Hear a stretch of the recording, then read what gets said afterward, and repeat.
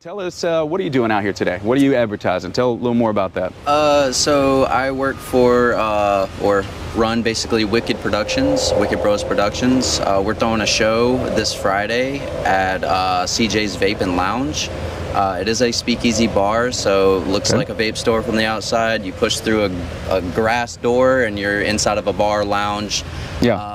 We have 6 artists coming out. The music that we're going to be providing is predominantly bass music mixed with like hip hop and so forth. You said earlier that's EDM? Yes.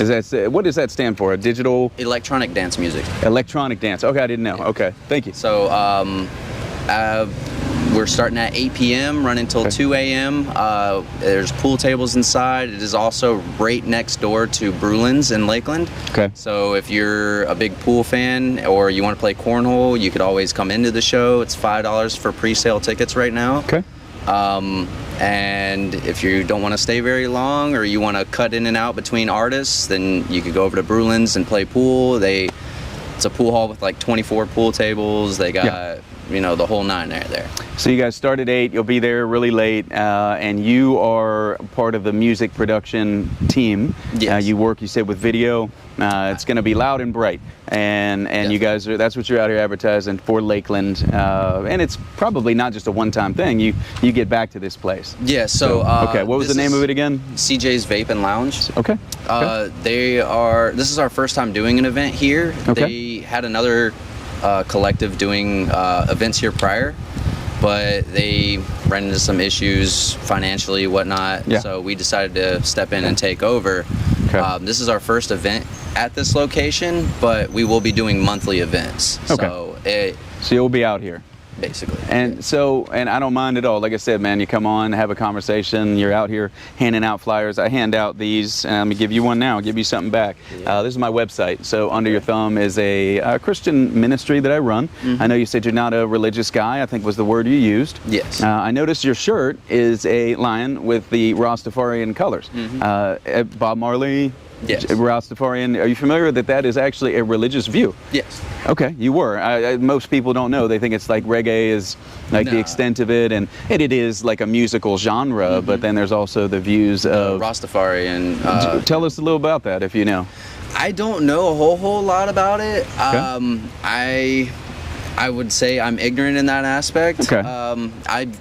I got the shirt more so for the visual appeal. Yeah. But, well, I knew exactly what it was conveying. It's the reggae, it's the music is why you bought it and whatnot. And I just, again, as a former chaplain, I've dealt with soldiers who were actually of the religious worldview of Rastafarianism. I got to learn a lot more about it, and I just learned that many people aren't aware that it's actually a religious view. It's not just the ganja in the music. it's actually a religious view. Yeah. So that's why I was asking. A lot of guys don't know, but it's a view of a guy named Haile Selassie as a worshipful being that they believe is a reincarnation and etc. It's a whole worldview that, again, you're not wearing the shirt because of that. You're wearing it for other reasons. But I just ask you. So yourself, like, where did you grow up? Where are you from in the world? I was born here in Florida. Okay. I grew up in Davenport. Born in Vero Beach, Port St. Lucie. Right there on that mic for me, if you don't mind. No, it's okay. I'm like low key trying to duck the bit of sun that's in my face. Oh yeah. Well, if you need to turn it, I'll turn it with you a little bit. But that sun's gonna keep shifting on us. Yeah. I'll be alright. Go ahead. Davenport. Grew That's up in not Davenport. far from here. It's about an hour and a half from here or so. It's straight down I-4, really. Yeah. Grew up in Davenport. Lived here till I was 21.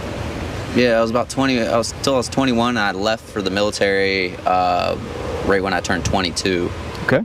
And then I was in the military for 5.5 years before I got out, and then moved back here. You were at MacDill? No. Where I did was you get stationed in Charleston. South Carolina.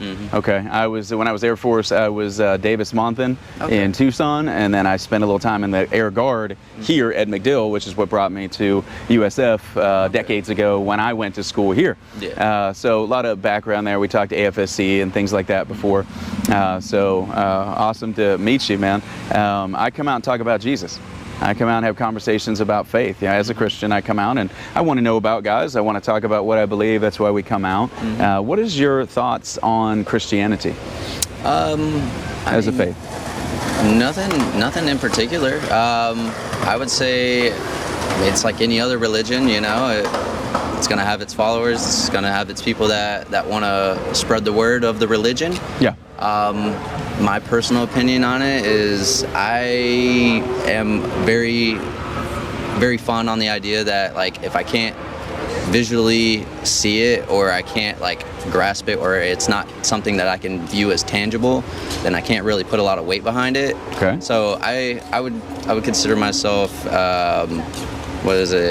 agnostic. Yep. Yeah. Yep. So like I don't believe that there's not a God, but at the same time, if I can't see it, I can't put my faith in it. So what religious view would you see the deity? What do you mean? The God. You know, you said all these religions exist. Mm-hmm. I'm asking, do any of them say, believe in our God and tonight you'll see it? No. Okay. No. So none of us. It's all about faith, obviously. So none of us are walking around saying, and I'm not saying it as a Christian, like that you'll see God with your eyes this evening. I'm more so saying, like, that's my point of view on it, as to like why I don't allow the religious side of, you know, life in general to envelop who I am as an individual. Okay, that's fair enough. I understand. If I were to tell you that Christianity makes a great deal about this thing called the resurrection of Jesus, all right, this was, to the eyewitnesses, something they saw. Yeah. With their hands, they handled, they touched, they saw him crucified. They knew he had been put to death and they were willing to die for buried. And resurrected. Okay, so they had something pretty special, these being these earliest believers in Jesus, his teaching and his person. But after Jesus' ascension, they claimed, they watched him ascend back into glory. That doesn't happen, okay? That's a rare thing. Yeah. People that die, they stay dead. But these men, as you said, went to their death. Proclaiming something. Now we know people will die for something they believe is true and be wrong. But I don't know anybody dying for something they know is false. Yeah. Certainly not like they did, right? That's pretty compelling evidence, but it is circumstantial, it's evidential. But my point is that after that ascension, there's no more Jesus to handle. Like, you're not going to see him anywhere. You're not going to see the miracles they claimed he did. You're not going to hear the teachings they said he taught. You're not going to be able to do that. So if God's intention did not have sort of an availability still to the truth of it, then it would seem like a pretty stupid plan. If you had to be there to see him come out of the tomb, and those are the only people that could believe, it'd be kind of a short-sighted plan. Yeah. Right? Yeah. So I don't think it was. No, it wasn't meant to be that. I mean, that's the whole. Yeah, I don't think so. Concept of faith and belief. You know, okay. You gotta have faith and belief in something that, even if you can't put your hands on it, you know, if you believe in it, then that's the reality you're gonna choose to live. Doesn't mean it's true, though. No, it doesn't necessarily mean it's true, but you can. You know, like, if you believe something hard enough, like it will start to become your reality. I can't think of like a placebo, I guess? A placebo? Yeah. So it's kind of like the placebo effect. Like, if you believe it hard enough, that will become your reality. Okay. You know, and I feel like that's no different than kind of like the manifestation aspect. Like, you kind of create the livelihood and the life that you want. Sure. Whether that be the afterlife or the current life, you are the one that is the sole proprietor of that. You generate that for yourself. And you think that's, and this is an honest question, because I believe, I understand, I think, why you're saying what you're saying, and I agree with it to an extent. I think people believe all sorts of things. They make it up as they go, you know, because we all deal with experience and our backgrounds and our, you know, it all shapes us, right? That is not, I'm asking you, that's not what the prophets and disciples of Jesus taught. Would you agree with that? Yeah, they didn't make this up and say, like, we're kind of like how you got to where you got.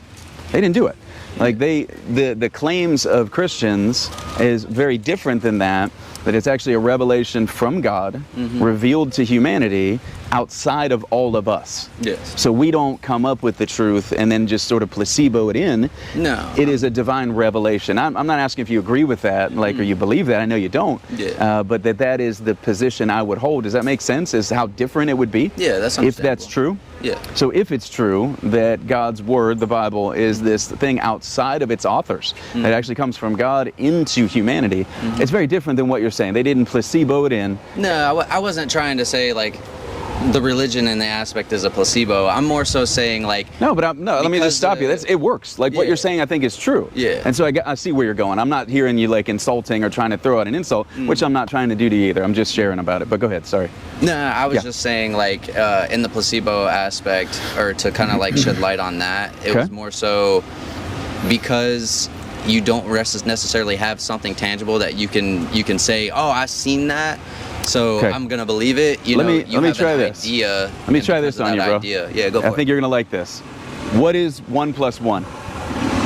I mean, What is because it? we've been told it's two. It's two. Okay, it's 2, right? Yeah, and It's not layman 3. Terms, yeah. Okay, did you see it? I mean, only because I allowed myself to believe it. No, it's an abstract truth outside of you and me. 1 apple + 1 apple doesn't equal 5 apples. No. Doesn't matter what you believe, it's a certainty, but you can't see that. So you've got a concrete, absolute law of reality that is outside of all of us, that if somebody says, no, that's actually 3 apples, we'd say, no, it's not. If a child in a classroom, if I said, here's 1 school bus and here's 2 school buses, how many school buses do you have? Said 3. No, let's try it again. Yeah. We would not entertain the idea that it's 3. No, that's a, But we a can't see it. concrete rule that we've created Okay. to understand our reality. So you don't have to see it. And No. we can have concrete, absolute realities that we are all subject to. Yeah. And I'm saying Christianity is one of them. Okay? Yeah, yeah. Now you're that's a subject leap. to it. Yeah. That's a leap for you, I understand. But here's the only leap, in my opinion, Yeah. in that aspect is the fact that like you're not bound to it. You know, like you can't come to school and Bugs, say man. 1 + 1 is 5, and the rest of society is going to have to just accept that. You Right, can't. You can't. right. you 'Cause can't it'd be do that wrong. You're bound to it. It'd be You're wrong, bound to yeah. it. You're And not bound to religion. Well, I will tell you that I think the Bible teaches something very different. You are bound to religion. You have a creator, and everybody worships something. Yes. I really believe that. So you are a worshiper of something, and it's not the God of the Bible maybe, and there are other religious views that are dedicated to a deity, and then most of us nowadays, we just kind of want to have a good time. We want to have a job, we want to have clothes, we want to have friends, we want to, we want to party. We just want to, live it up. I And want that to exist and spread good, positive nature. and that's a God for people. I mean, whatever you devote yourself to and consider that ideology can become a God, and people make gods out of money. They make gods out of religion. They make gods out of all kinds of things. So, but here's what I'm trying to do with you. I'm trying to illustrate that we both just affirmed, and it wouldn't be the only one. There's also moral and ethical absolutes that you and I are bound to, whether we agree with them or not. Yeah. And I'll prove it for you, I think. Is murder wrong? Yeah, I mean, Yeah. in a moral sense, yes, it's Yeah. wrong. So it's never right to extinguish the life of another person against their will who has not done something, maybe we could argue, worthy of death. So if you murder someone else, maybe you're worthy to get put to death. That's not murder. To bring justice on a person, death calls for death. So there's another, now we're not talking like a mathematic law, which here's another one for you. Infinity. We'll never see it, but if you look at a number line and you go 1 through infinity, it'll never stop. But we've never seen that. Yeah. But it's an absolute reality. It's an absolute reality. There's no way to lessen infinity. That number line, in fact, there are machines out there and computers still searching for perfect primes that haven't found them in decades, because numbers are real, but we've never seen them. They're not, so you'll never touch a number. It is a concept like that going on for infinity. God is, or the idea of murder is an ethical wrong. And now, if you make an argument for why it's right, I'm never going to agree with you. If you're murdering someone, I'm never going to agree that you got a decent point. Okay? So that's an absolute. Is rape wrong? Yes. Okay, so a man to rape a woman to rape a man, it's less common, but it does happen. Or a man to rape another man, that is always wrong. Now we got 4 absolutes that I'm sharing just as part of our daily life. Okay. Okay. So, what are your thoughts or your point of view on the merge of those two unethical experiences? I guess you could say. So I want to come right back to that. Okay. So you're asking about where I get my ethics. No, I'm asking if you were to merge rape and murder into being one of the same, because that's what abortion is realistically.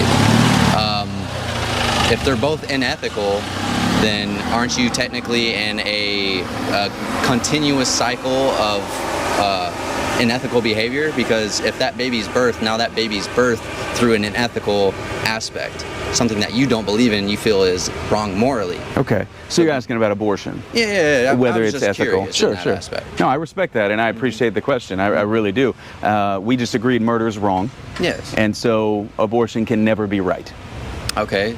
Never. Even in rape. Of course. Okay, so that is a baby born out of an unethical stance. But we just agreed murder's always wrong. But now you're kind of backtracking, and you're saying no, not if there's rape. So in that life has not been born. Because you killed it. Well, not necessarily. No, because I'm saying prior to the birthing of that child, that baby has not had the opportunity to actually experience the reality that it is. Right.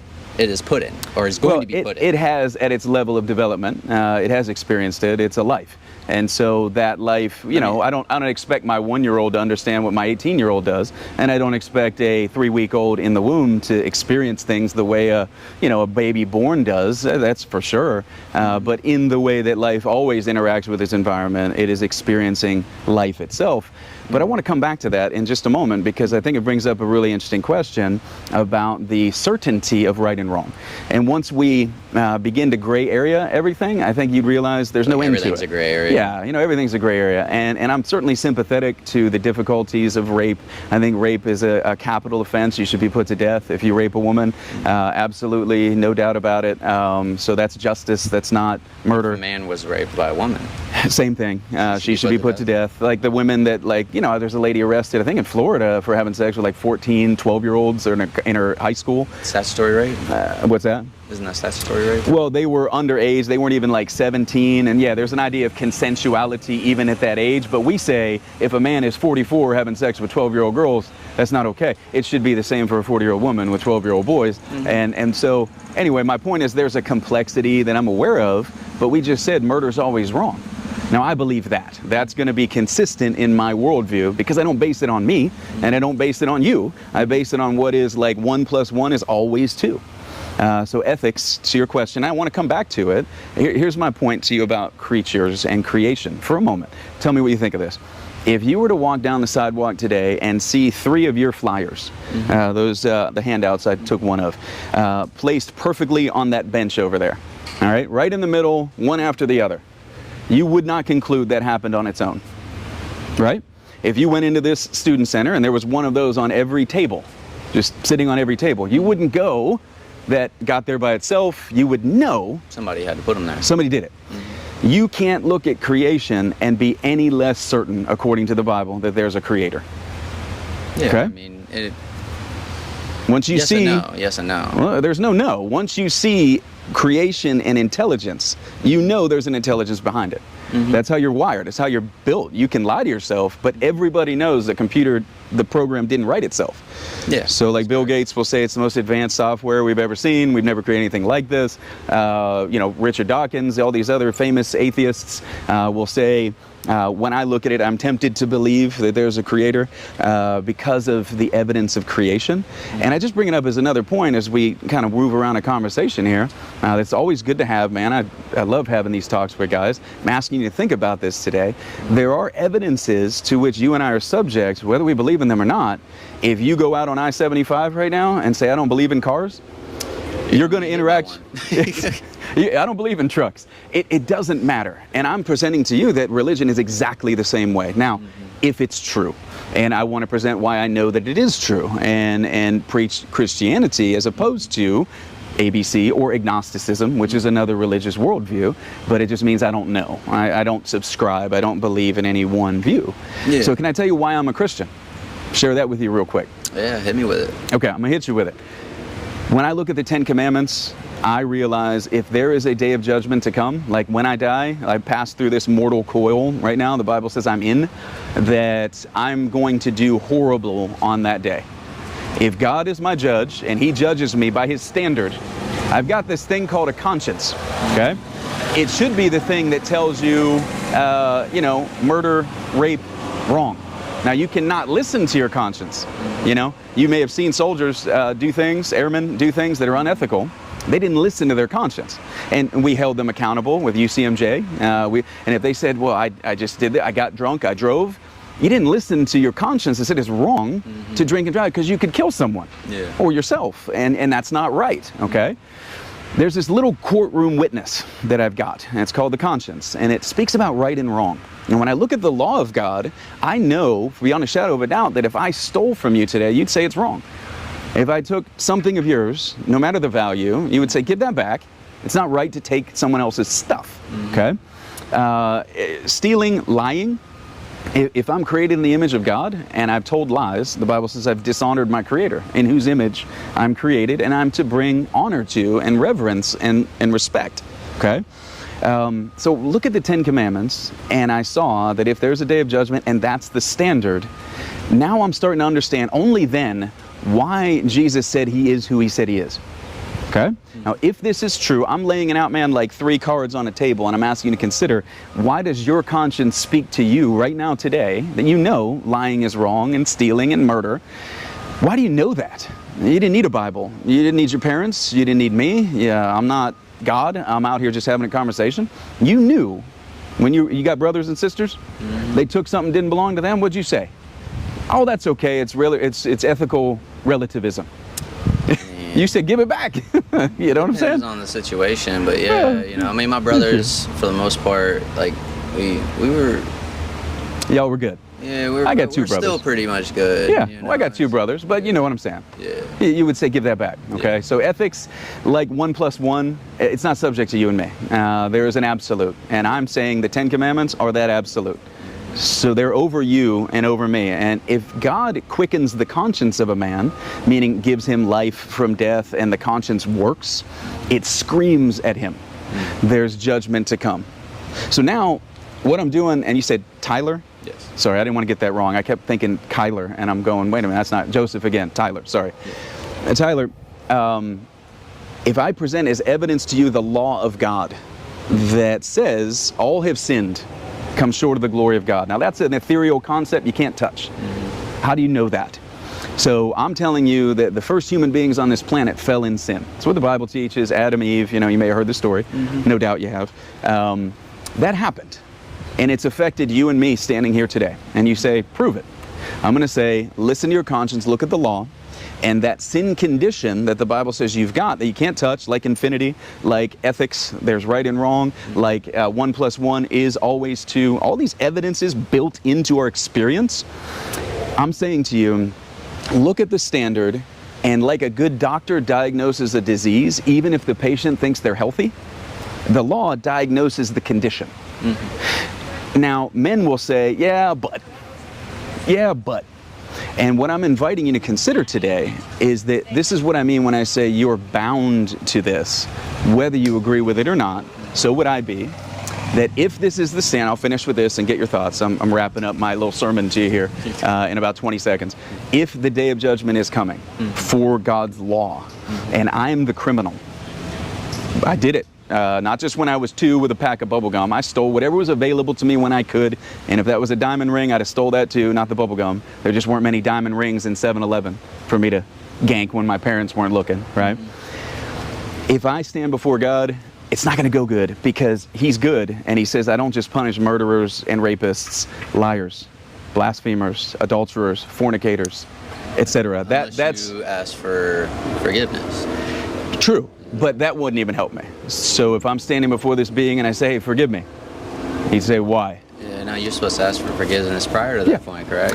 Well, I believe that, but even that won't help me. And that's why I'm preaching not law to you alone, that you got this commandment problem, you suck, and you should ask for forgiveness. I'm saying you need a savior.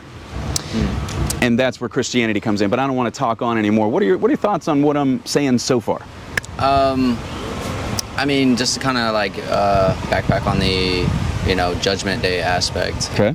My opinion on what would be considered a Judgment Day would be more so be comprised of the aspect of how much regret do you have. Okay. It wouldn't be necessarily heaven or hell. It would be more so if you have a lot of regret that you weren't able to let go of and you weren't able to work past within your own self. Okay. When that Judgment Day comes, you're going to live your eternity in a life of regret. That's hell. That is your hell. You're saying it's eternal? Maybe? Don't know. Maybe? Okay. I don't know. Well, that's just interesting to hear you say. Go on, please. No, it's everything's conceptual, because at the end of the day, I'm not there. I don't know. Unless God reveals it.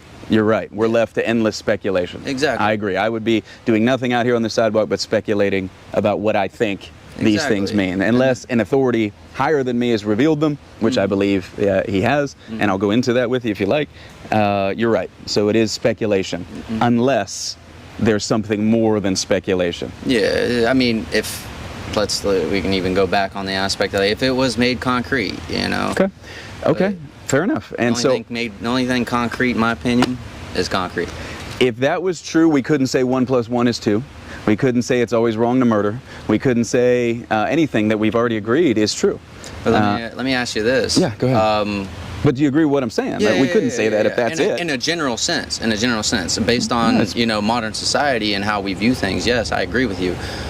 But, and the only reason I say but is because the person that murdered somebody, if they didn't feel they did anything wrong on their Judgment Day, in my opinion, like I said, I feel it's the regret you have. If you come to that point and you don't have any regret and you are happy with what you did, then when you move on, you're not going to experience the negatives behind the actions that you created because you don't feel any certain type of way. And I feel like your conscience worked against you in that aspect. So who meets out the judgment in your worldview then? Who determines?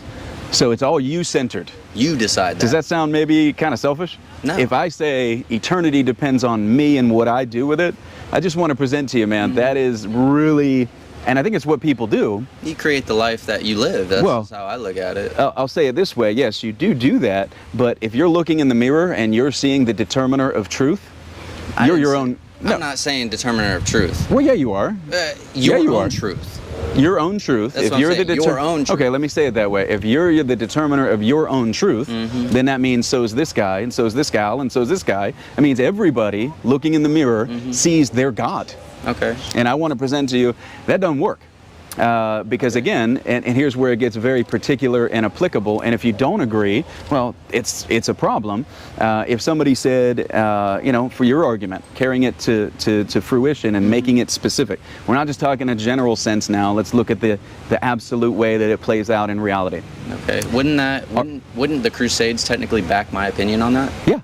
Okay, so it might. And so we can come back to that. It's a good point. That's kind of a... if you were to say dodgy mentality on it, in my opinion. Not at all. I'm not dodging. Not you. I'm not going to dodge it. Like, it's a good question, and it brings up a good question. Yeah. So similarly, I was going to illustrate another way. I'll use the Crusades. If somebody, all right, I'm a student of history. Give me just a moment to frame something. Okay. If you and I knew, Kyler, that Mexico had invaded Texas 6 months ago, and 52,000 Americans have been put to death. Oh, and they're moving toward D.C. That's their stated goal. And suddenly now they're into Louisiana. And we're reading it on Fox News and CNN, so we know it's true, right? Because it's on both, right? That's a joke. But, so we hear about it, and they're advancing north. Okay. At some point, don't you pick up a gun and say, I'm going to go fight? Yes and no. You got kids? Would you defend them? I don't have kids. If you had them? I mean, if I had them. If they're slaughtering people in Mexico and Texas and Louisiana, and now it's moving up into Mississippi, and again, their stated goal is DC's going to fall. Yeah. So we're coming, right? You're going to fight. Yeah. You're going to fight. the Muslim armies that were conquering from after the death of Muhammad through the Crusades, which began in, do you remember about the year?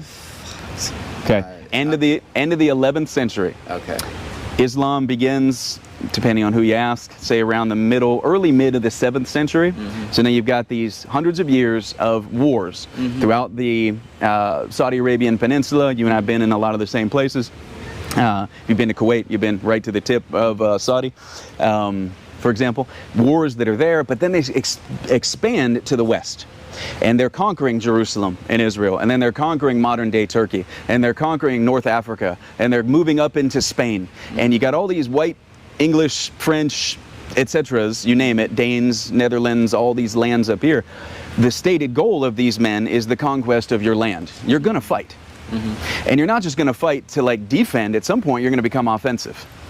Now, that doesn't justify religious claims that don't really give you support. Okay, so please hear me say that. But militaristically, there is great justification for the Crusades because they were coming and they weren't going to stop. And the only answer was an army. The answer is not, let me pray for you, bro, while you take my head off. I'm going to do that, but at some point we're going to fight. Now, again, that doesn't justify me saying something like, to be clear, hey, God wants us to go and he's on our side and we're going to do this and it's all right and that justifies everything we're going to do. Horrible crimes were committed during the Crusades, superstitious nonsense that was very wrong. And as a Bible-believing Christian, I could never justify. But I could justify attacking the Mexicans at some point if they're coming for D.C. I'm going to get my boys together. I got weapons. We're going to go fight. Because if we don't, we're going to die and our kids are going to die and our culture is going to be lost and blah, blah, blah, blah, blah. Okay, so I wanted to frame that. It doesn't justify everything, but there is a justification culturally. Just war theory, which I've taught as a chaplain, former, it meets the criteria for a just war against an aggressor like Islam was and is. Islam is still an enemy to the West, but we can talk about that a little further. I don't want to delve into all of that, but it's still an enemy that we're fighting on other grounds and will have to fight eventually militaristically if it continues as it is. But that's another subject, and it wouldn't justify crimes against someone that could still be murder. Okay, would you agree with me? I'll wrap up, I'll put a bow on what I'm saying. Would you agree with me that if I'm an army guy and I'm in a declared war, that it's not necessarily criminal to kill? But if I see an innocent woman on the street and I know she's innocent and I kill her, I murder her. That's wrong. The fact that I'm in a uniform doesn't excuse what I did. However, if she's got a gun and she's engaging and I shoot and kill her, it's not murder. It's now war. There's just war all over the Bible, okay? But it doesn't, my point is, the bow on it, just because I got a uniform on doesn't mean everything I do is good. Okay, so great.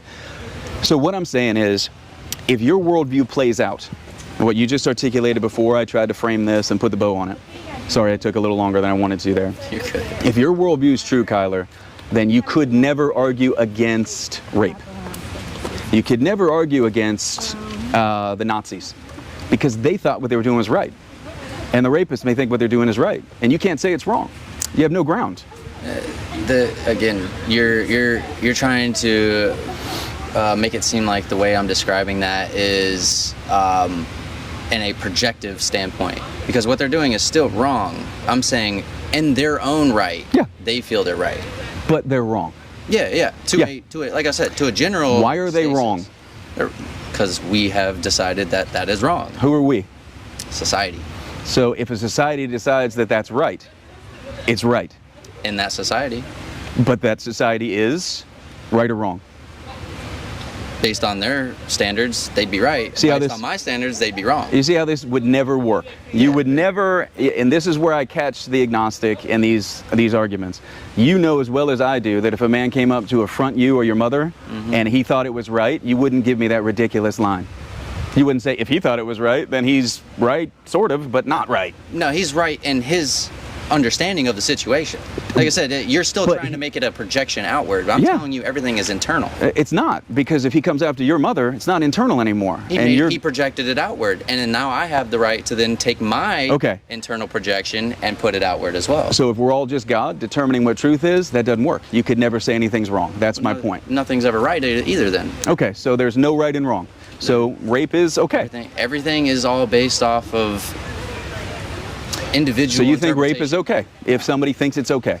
I don't think it's okay. So if they do though, then it's okay. No, again, you're trying to project somebody else's opinion on I'm me. just trying to show the inconsistency in your worldview, because you're saying Not it's wrong. inconsistent. I'm telling you it's individual. And you're trying to say, Okay, rape will always involve two people, so Yes, it can't by okay. definition be individual. It's going to be now affecting two people, and you're saying individually on how they feel about that subject. no. That's what I'm saying. Is it wrong I'm not to saying. rape? In my opinion, I think it's wrong. No. I didn't ask about your opinion. I'm asking, should everybody not know that it's wrong? Should everybody not know Yeah. that it's wrong? Yeah. Everybody, not your opinion. His opinion and her Everybody, opinion in has my to opinion, be. should believe that is wrong. Yeah. Okay, so there you go. In my It's- opinion, I feel everybody should believe that is wrong. Now that is inconsistent with your worldview. No, it's not. Because you just said if they think it's right, they think it's right. But then when you I'm not die, the one judging them at the end of the day. of course not. That's the problem. But That's you what I'm are saying that we're all our own judges. Yeah. Yeah. So you are the judge of you, and he's the judge of him, and the when he whole dies, world goes when away. He's done. When he's done. The so whole- who's going to judge him in this current lifetime? Oh well, The if judicial system. if correct? you're a cop, you should. Yeah, everybody's, and then he's going to be judged in his current lifetime based on the decisions that he makes that are specific to his society. because So what he's his doing is opinion- wrong. His opinion doesn't mean shit when it comes to the actual society that he's in. When he dies, Unless the society determines what he did is right, according to your worldview. Exactly. Which is So- not possible. So you see the inconsistency. How is that not possible? I'm exposing it. It's How is an that not inconsistent worldview. no, it's not. I don't know how people don't see this, but we honestly convince ourselves we've got a point. You're saying it's objectively wrong. It's wrong in this society. It is wrong. No. So it's wrong. No, that's not the point. The point is it's not wrong in this society. It is wrong. You can't put in the society. you can't put a qualifier. Okay. In any society, it is wrong to rape someone. Yes, I agree. There you go. I agree. There- It's so, wrong. if that's true, your worldview completely goes away No, it doesn't. because you have no right to say what's right or wrong. I am telling you that individual, if they feel they're right, after they pass and they are no longer in this medium that we are currently living in, they have the ability to then decide with their own consciousness how they take that judgment. Okay. I'm not saying what they did was right, and I'm not saying what they did was right based on society's standard. I'm saying they are wrong. They are going to reap the benefits of their own decisions, but when they get to that point when they are no longer in this medium, it is all up to their consciousness on how they progress further. If they live a life of regret and then in their conscious they feel like they regret what they did, they will experience that in the afterlife because that is their own consciousness and how they want to perceive that afterlife. I'm not saying So in you the can current now. you can create an entire afterlife for eternity, but not create it now in this life. That's already what I did that. Society already created that for you. Did society create it, or is every society based on an external measure of absolute right and wrong? Every society is not based on an absolute measure of right and wrong. So rape is okay in a society. Anywhere. Is there any society on earth ever in human history where rape was okay? Maybe in other countries, not one I've lived in. Well, again, I'm just showing the inconsistency because now you're saying that that person getting raped can't really have an argument. It's just them. So your worldview is They can have we're an just argument. we're just all bumping around. We're our own gods. We're our own No, determiners of truth. Again, you're basing everything. Let me off of finish. You're mentality saying is in the you're moment. saying everything that we do in eternity is only up to us. It's our individual history will realign. The universe will alter, everything bows down to me, and what I determine is true or false, and that doesn't work if there is an absolute truth. Because I'm saying outside of all of us, it doesn't matter what a man tells me, it doesn't matter what his society tells him. Every time I point, and I could point to a dozen absolutes, they're always going to be wrong, and until men recognize the foolishness of the argument that it's all based on me, like they'll never, for number one, they'll always be facing a judgment of a God who says it's not based on what you believe, it's based on what I say. So he gives his commandments, lying and stealing and blasphemy and adultery. And if you stood before God on the day of judgment and he judged you by his standard, are you going to be innocent or guilty? Well, here's the thing about your religion. If I don't believe in it, then I won't have that judgment. Well, if you say you don't believe in trucks that stand on 75, are they going to go away? Well, isn't that what your religion says? You have to believe to actually experience it? It's going to be true whether you believe it or not. That's what my religion says. And that's what I believe. So as a man, as a human, I know I don't determine truth.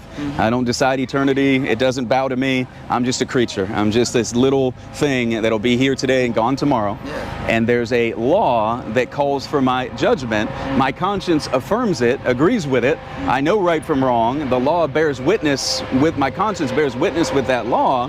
And to a man who thinks everything is relative, well, that's just a different universe than the universe of the God who made you, who put laws in place that you don't get to break. You can't break gravity any more than you can lie and get away with it, even if you think it's okay. So as a Christian, we present that, look at reality, stop playing around with these weird metaphysical games where everybody's their own determiner of truth. You know right from wrong. It's built in. There are absolutes. There's realities that are not subject to you and me. And I'm saying the commandments of God should work the same way in all of humanity, that all have sinned, and I've just diagnosed it. Like, if I say you're a sinner, what do I mean? I mean, have you ever told lies? All the fucking time. Have you ever stolen anything? Hell yeah. Probably want to have a lot of sex with a lot of girls, come show up at the rave, right? Sure. Let's get at it. God condemns all of this, and he says it's not right. So if that's true, then you need a savior as much as me. If it's true, if there's a day of judgment to come, and the Bible says situational, and that's sure. That is. That's what I've just proven, though, how inconsistent that can be. We just demonstrated it, and I'm saying it won't work if you yeah, go ahead. Proved it based on as if this life right here that we live in right now is going to follow you into the afterlife. When you're dead, when you're dead, who you are right now is still going to exist in that afterlife. Not what I said, but what you do in this life does, you bring it with you. Consciously. And you'll be judged. That's what I'm saying, yeah. So if you're in your conscience, you feel what you did was right. Why would that matter? Then when you go into the afterlife, your conscience goes into the afterlife, right? No. Your physical body doesn't. Yes, it does. Your physical body. As a Christian, that's yes, it will. It will come. Okay. Well, I mean, see, that's me and my ignorance on your religion. Right. Right. Yeah, and I understand that. But I'm saying there are some things that you don't need to understand all of this to understand when it comes to law. And I'm saying you're accountable to law. And if God is a good judge, what does he do with criminals? Does he punish them? If you yes, the answer is if you stood before a judge in this life and you said, "Judge, I regret what I did.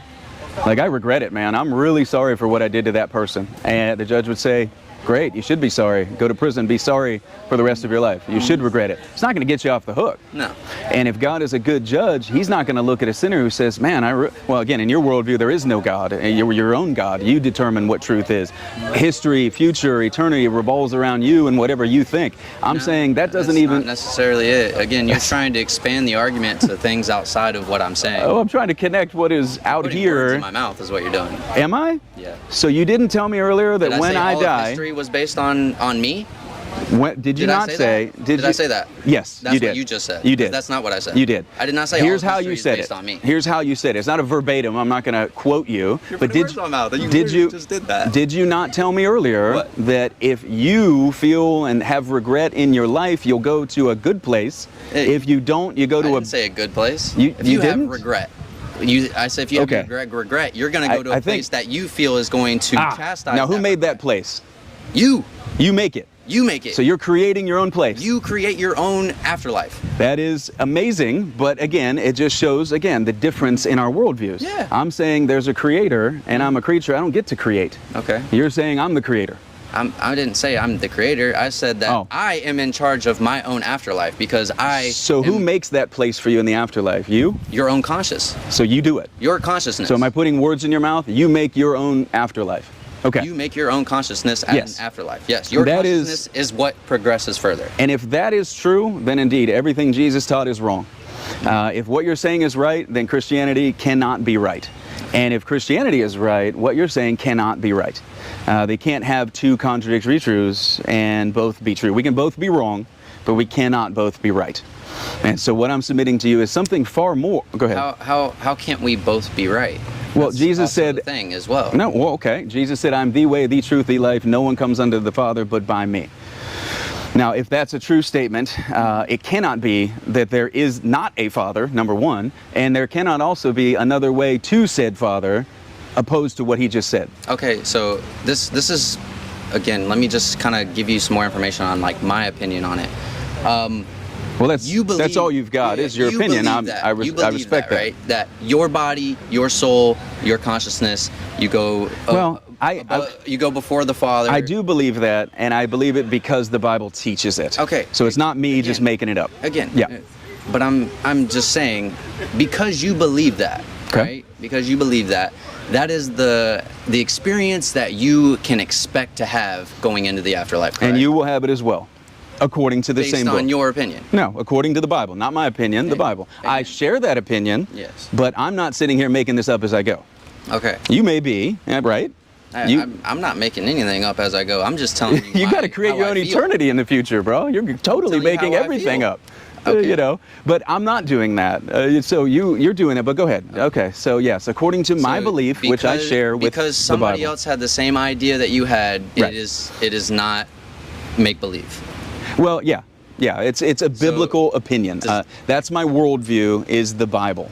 Okay. So it's outside of every person that would share it. Hang on. It's outside. Look up a book and find somebody that says the same things I'm saying. Yeah. So that doesn't discredit my view either. So we can't both be right. Who says that? Whatever worldview you've got, you can look up a book and you will find nothing like the Bible. You can be right in your own existence of the life that you choose to live, and I can be right in mine own creation of life. No, that's not possible. It's not possible. In your opinion? No. In certainty, it's called the law of non-contradiction. Okay, it's a law. Have you ever heard of entropy? Yes. Okay, so entropy, there's order within disorder. So that's not entropy. That's not entropy. What is entropy? Okay. It's not order in disorder. There's disorder. You find order within disorder. Entropy is a state of things moving from one place to another naturally. Entropy is like a battery will lose its charge over time. It has nothing to do with ethical relativism or moral or religious relativism. But the law of non-contradiction states, I can't say you're wearing a white shirt and be right. You can't do it. You can't have two contradictory truths and both be right. Okay. So when it comes to something as simple as that, it's true. And when it comes to what we're talking about in the afterlife, it's equally true, because logic doesn't end just because you think it does. So if something, well, hang on. Let me into your conversation. Well, hang on. I'm saying if the Bible's true, then nothing else can be, because it claims to be the only truth, which other religious worldviews do as well. And we're going to argue. And it's going to be shown who's right and who's wrong. I have a resurrection. You've got you on a sidewalk in a mirror determining what you think truth is. I've got something you don't. I've got prophets. I've got prophecy. I've got law. I've got history. None of these other religious worldviews have that. None of them. Okay. Islam, Buddhism. Okay. None of them have anything remotely close. It's not even in the same sport. Okay. Of Christianity, which has the only prophesied birth of an individual played out in 1,500 years of human history from 40 different authors over a 1,500-year period, testifying in detail so staggering in prophecy that if men were objective and not wicked and sinful and opposed to God, no one would not be a Christian. If you could look at the evidence for how Jesus is borne witness to in the world, everybody'd be a Christian. If you could objectively evaluate it. But you can't, because of the sin condition in men, the Bible says. There's a problem in humanity. It's not just evidence I put before Kyler today and say, here it is. It is something more. And so the law addresses the sin condition. And what I'm saying is, personally, as a Christian, I know if I stood before God in judgment, I'd have a big problem. Okay, because he's good, he's going to judge, and that makes sense to me. I think it'd be right of God to judge a rapist. And I say, God, if you're good and there is a day of judgment, as your word and all your prophets have said, that's good. But not liars like me. That would be evil. That would be wrong to judge a fornicator like I used to be. And that would be wrong here, but maybe not here. And the law removed all of that like self-centered ideology. And it centered me on one person's message. That one person, Jesus, claims to be your creator and mine. It is not based on what you think. He is the creator that made the heavens and the earth we currently dwell on. okay? And he lived a perfect life, taught that he's the fulfillment of all the prophecies. It all points to him. Moses, everybody talks about him.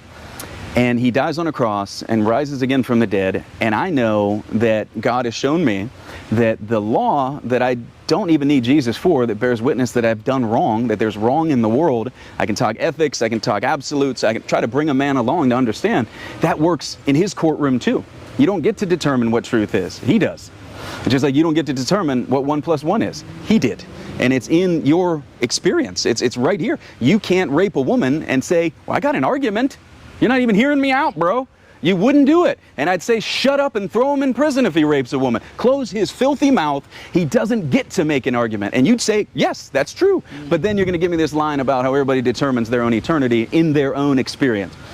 It doesn't work. I'm exposing its impossibility. And I'm saying, if Christ is true, you can't be right. Okay. And if you're right, I can't be right. Christ can't be right. Simple, right? Make sense? So basically what you're saying is your opinion in reality, by the way you're trying to describe it, is the only one that truly matters because it backs the Bible. If the Bible's true, yes. My opinion is that it is. So I can't escape from that. But I'm telling you, it's not my opinion. You can go read Matthew, Mark, Luke, and John. You can hear the words of Jesus and what he said. If that is true, which is the opinion I hold, indeed, then yes, nothing else can be right. Okay. And if he dies on a cross, my goodness, these gnats, I got to bring some bug spray. I'm sweating my dick off right now.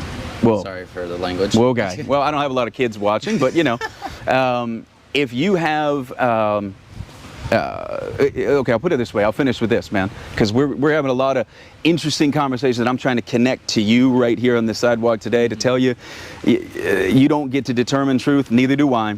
And I'm saying that there is something that accords with reality. When I look at reality, I know that it can't be like this agnostic idea that everybody's got their own truth. That doesn't work in reality anywhere. It doesn't work in a courtroom. It doesn't work with gravity. It doesn't work in engineering. I know that's not realistic, but people do it with religion all day long because they're ignorant to the teachings of Jesus. All right, let me ask you something. So, yeah. I'm saying, can I finish one other sentence? Yeah, go for it. If Christ didn't die for me and rise again from the dead to purchase my justification before God, I'd have nothing to tell you today. So we're talking about law and sin and death and judgment, and it's a problem. But I'm trying to point you to the cross, which is the remedy, which is the cure, which is the answer that without that, you know, all that we're saying here is not the full message. I just wanted you to hear me say that. Go ahead. Sorry. Your question. No, or your comment. I just wanted to ask if you've done research on the aspect that people with certain brain issues, whatnot, even if something may not be true, if they believe it, it is technically their truth. You can put them on a lie detector. Yeah. They're true. Yeah. Truth, all day. Their biorhythms, their biometrics would show they believe something to be true. Exactly. Okay. So if what I'm saying is false, wouldn't that mean that that cannot be a possibility? Say that again, that last part. If you don't create your own truth, Okay. wouldn't that be false based on that? No, I think men can create their own truth, and they're wrong, because there is no such thing as your own truth. Not when it comes to like whether there's a creator or not. You might think society. that you might think that no, it's not up to society. No, there are some societies who eat their neighbors and some that love their neighbors. Which would you prefer?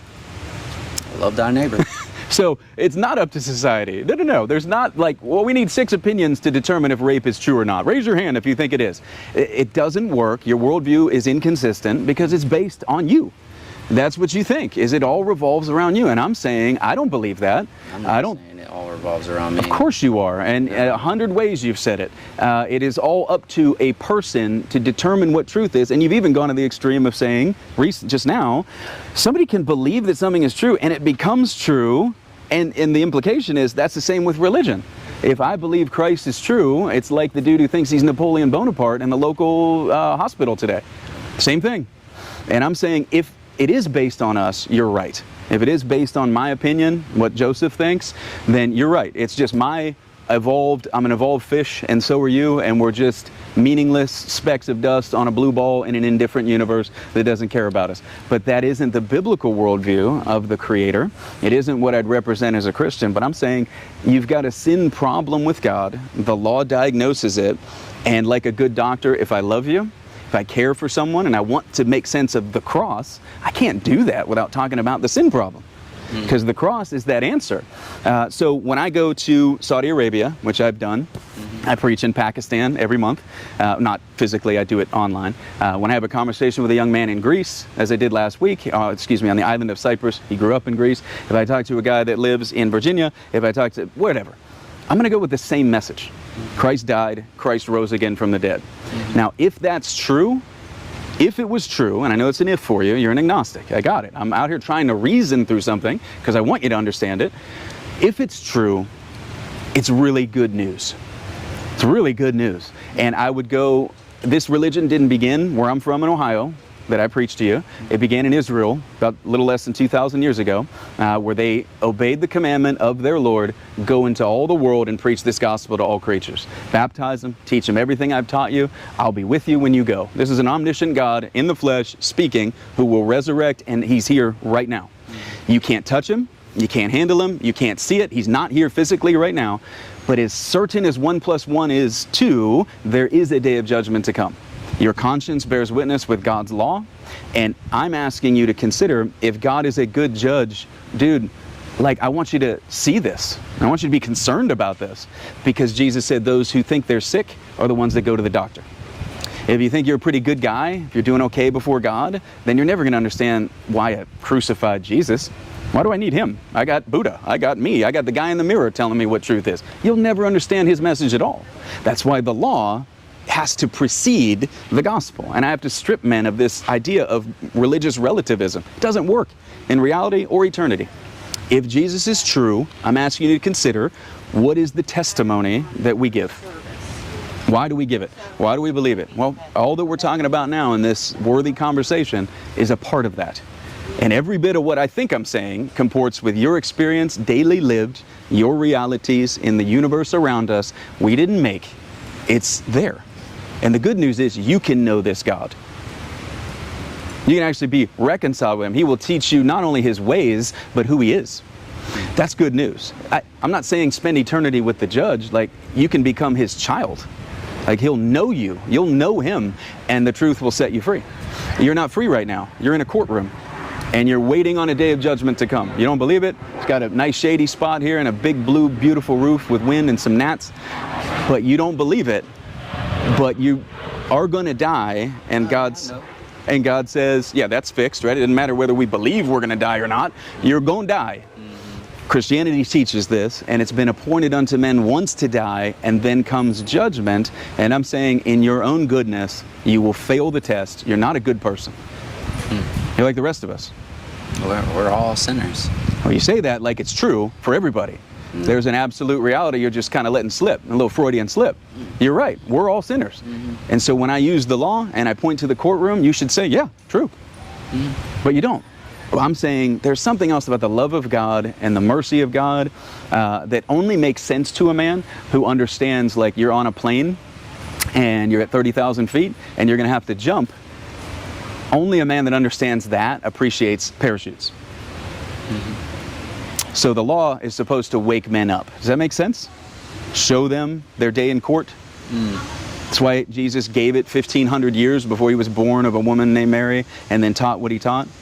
So you get the law 1,400 years before him, 1,500 with Moses, and he shows up on the tail end of that to people who knew they needed a savior.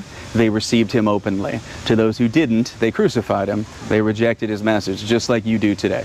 You reject his message. And I'm saying, don't. Here's why you shouldn't. Here's some things to think about.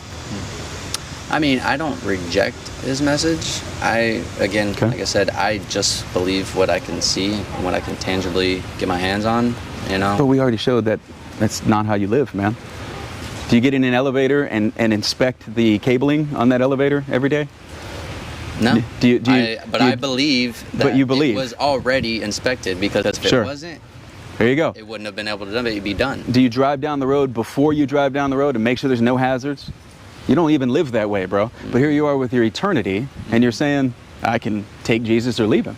He's got this one dude in human history that rose again from the dead. There's only one that did it on his own power. There's only one. And you say about his message, it's pretty much like mine. If I determine it to be true, then it must be. But that doesn't even work in reality. Like try that with your, try that in a courtroom. Even on human standards, you go before a judge and say, Judge, I didn't think it was wrong to do 70 and a 40. Again, I was making that argument based on afterlife, because that's pretty much everything I said about that argument was afterlife. No, it wasn't. We talked about rape in this life. We talked about murder in this life. We talked about cultures in this life. It wasn't just the afterlife. That's all conscious, though. It wasn't just the afterlife. It was both.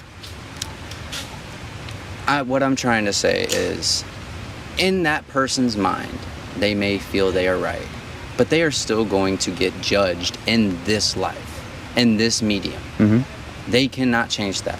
You cannot change that. And you, similarly, can't change. You'll be judged by God in the afterlife. On your opinion. No. That's no, your opinion. It's not my opinion. It is your opinion. It's not my opinion. Well, it's you and a collective's opinion, really. No, it's, as I said earlier, and you agreed, if there was something from outside of all of us that delivered that revelation, then it would not be based on consensus. It would be based on the one giving it. Okay, so if you're giving your own consensus. I'm not. It doesn't matter about consensus. It doesn't matter that everybody in Florida agrees with me or everybody on planet Earth. If nobody agreed that Christ rose again from the dead, he still would have risen. It doesn't matter what anybody believes. This isn't, Monstropolis, where we got to collect scares or the city disappears or the tooth fairies will go away if we don't get enough teeth and have children believing. This is not how reality works. Okay. And it's not how Christianity works. You're accountable to God, and his offer to you is repent of your sin, acknowledge it, consider it, why the Son died on a cross for sinners, repent, turn, and believe the good news of his pardon, and God will take your sin, its penalty, off of you. He's placed it on the Son, and then he'll take his righteousness, the Son's, and place it on you. And you can be free and know that on that day of judgment, I'm not going to be declared not guilty because I haven't violated the law. It's because someone else has paid my fine for me. I know his name. He is God the Son, second member of the Trinity. And I've got his righteousness. Like, this is a pardon. This is huge. This is why the curtain went up on the Garden of Eden, to demonstrate this reality that you and I are subject to, whether we believe it or not. And I'm asking you, do you got a Bible? Consider it. Give it a read. Blow the dust off. You probably got one. Blow the dust off that sucker. Give it some thought. I know you're not going to do it, maybe, well, you should do it today. Because I got an exam tomorrow. I understand, but if you believe what I'm telling you to be true, the exam would be like, I got to make time to do the exam thing. Not that it doesn't matter. This would matter far more. So do you value your, last thing I'll say, man, I'll leave you with this. Do you value your eyes? Sure, yeah. Hey, would you sell me one? I heard this analogy asked to me years ago. Would you sell me one right now today for $1 million? Yeah. You would. Would you sell me both then? I'm going to sweeten the deal for $20 million. Come on. You can go see the world. I can't. What am I going to see? So you value those things. Here's what Jesus said. If your eye causes you to sin, gouge it out and throw it away. It's better for a man to go into heaven without his eyes than to go into hell with both of them, where the fire never dies and the worm is never quenched. So if you value those things enough, you wouldn't sell them literally for all the money in the world. I could offer you all of it. It would not equate. Your soul is looking out through those like windows. You don't believe his message, but I'm asking you to consider it. Jesus' message, not mine. I'm a martyr. Now you hear that term, you know what that means. People give their life. It's not what it means only. It could be that, but it's also just anybody that bears witness. Okay, it's a Greek word, comes from, in the English, martyr. It's anybody that bears witness. That's all I'm doing. I'm saying I'm a beggar. I'm not sinless. I'm not perfect. I'm not your judge. I'm not your God. I've found this meal, however, that is very satisfying. It is very true. It's backed not by the opinions of a bunch of dudes in funny pajamas or something. It's based upon a finished work on a cross that all the prophets bore witness to in a way that if the world could evaluate it objectively, everybody would be a Christian. If it was based on evidence, there'd be no exceptions to that fact, because no religion even comes close to the amazing validity and self-authentication of this book. Okay? I'm proclaiming a message then that isn't mine. I don't have my opinion. My opinion only matters as to whether it's true or not based on the object of my worship, not the intensity of my faith.